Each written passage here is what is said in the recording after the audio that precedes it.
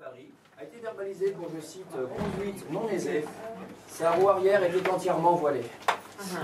Enfin, même dans le showbiz, on s'y met. Rappelez-vous, il y a 3 mois, la petite Diane avait décidé de porter le voile. Mais moi, je sais bien, arrêtez de la critiquer. Tout le monde la critique. Elle fait ce qu'elle veut, c'est son choix. Puis c'est bien, le noir, ça affine.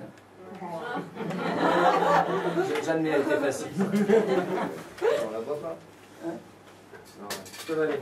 On en parlera tout à l'heure. Polémique autour du lundi de la Pentecôte. Alors, vous savez, le lundi de la Pentecôte, c'est ce fameux jour où on ne sait pas si on travaille, si on ne travaille pas, donc on a mis ça en place. Donc là, de récentes statistiques ont démontré que cette année en France, moins d'1 personne sur 5 avait travaillé le lundi de la Pentecôte. On reprend la phrase, moins d'1 personne sur 5. Ça veut dire quoi? Il y avait que les Romains dans le métro qui travaillaient. Sport. Raymond Domenech se demande vraiment s'il n'aurait pas dû prendre la petite Zaya dans l'équipe de France. Moi, personnellement, je me pose la question, je me dis, il n'a pas tout à fait tort. Hein. Ça nous aurait peut-être permis de faire au moins une bonne passe.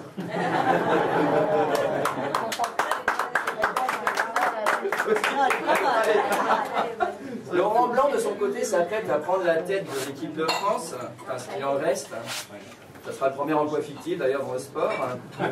Quelque part, je me dis, c'est pas mal, parce qu'un blanc à la tête des Bleus, moi, Jean-Marie Le Pen, je sera content. De son côté, le golfeur américain, à peine sorti de ses diverses tribulations médiatiques, vous savez, au sujet de ses divers adultères, a déclaré « Non, ça va, là, je crois que je suis complètement guéri. À présent, je ne me consacrerai qu'à 18 trous à la fois. » Environnement, ça y est, c'est fini. Le volcan islandais a fini de cracher ses cendres. Oh putain, il en a fait chier celui-là quand même. D'ailleurs, Roselyne Bachelot s'est exprimée à ce sujet. Elle a dit non, non, non, non, non, non, non, rien à craindre pour la santé des concitoyens. Moi je me dis, c'est une bonne nouvelle ça quand même, non? Il y a une crainte qui subsiste.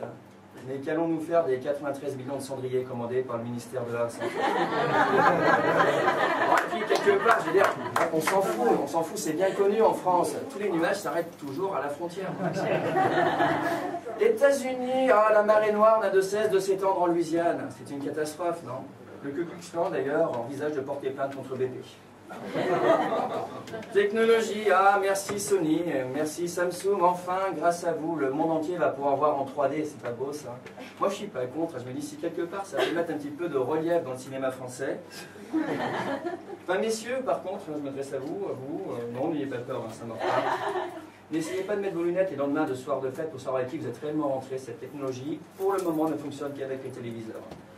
D'ailleurs, avertissement du constructeur. Il est pour l'instant déconseillé de regarder des films X avec cette nouvelle technologie. Les risques de projection dans les yeux sont encore fort probables. Oh, oui, allez-y, allez-y.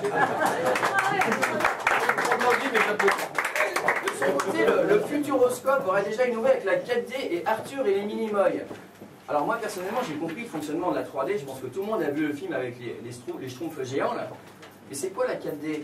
Tu arrives avec tes gosses, tu repars avec des Minimoys. Alors, petite piqûre de rappel. J'en ai une, elle est au taquet. Venez là, après. Alors, piqûre de rappel, mesdames et messieurs, je vous rappelle quand même que le téléchargement demeure interdit en France. Bon, comme on l'a vu dans certains cas de pédophilie, les coupables étaient punissables d'une peine de castration chimique. Eh bien, allons-nous bientôt couper les oreilles des téléchargeurs compulsifs? Divertissement, ça c'est un de mes préférés, ça. Les apéros Facebook, c'est bientôt du passé. Hein. Le gouvernement estime que 50 000 personnes pour un apéro, ça fait beaucoup. Alors moi j'ai une idée, la semaine prochaine, j'ai organisé 25 000 apéros pour 2, si vous voulez venir. Non, puis en même temps, je me dis, faire la fête quand il y a 200 flics autour, c'est quand même pas cool, quoi. Ça, c'est bien eux, hein. Dès que tu parles d'apéro, paf, il rate. Non, mais quand je regarde tout ça, je me dis, il faudrait qu'on se pose la question, si tous ces gens au gouvernement nous empêchent, nous, le peuple, de toujours nous amuser, c'est qu'il y a une raison. C'est peut-être que quelque part, on les invite jamais, c'est vrai. Alors, vous vous rappelez au bon souvenir d'un chanteur français qui disait...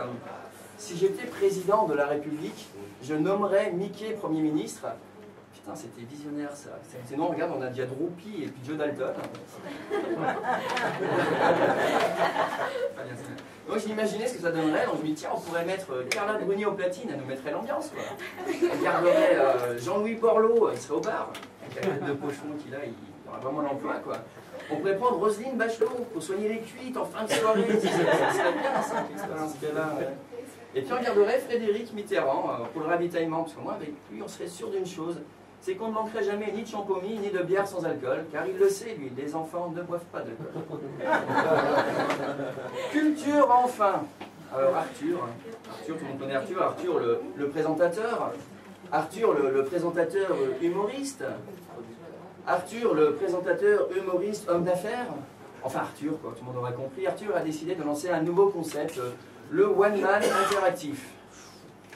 Pour être franc, c'est simple, en même temps tu le regardes, il fait chier.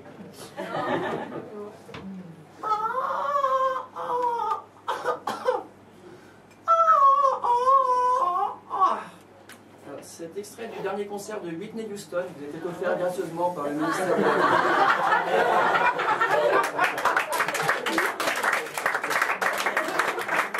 Je voudrais juste finir avec une chose, je me dis franchement, non mais c'est vrai que le monde devient dingue, là on est dans l'infinité, je vais vous dire moi ce que j'en pense, on est fou parce qu'on est prêt à payer 50, 60 € pour aller voir Arthur. Non mais autant mieux payer la même chose pour aller voir Whitney Houston. Là au moins on avait une chance de se prendre la gueule. C'est ça,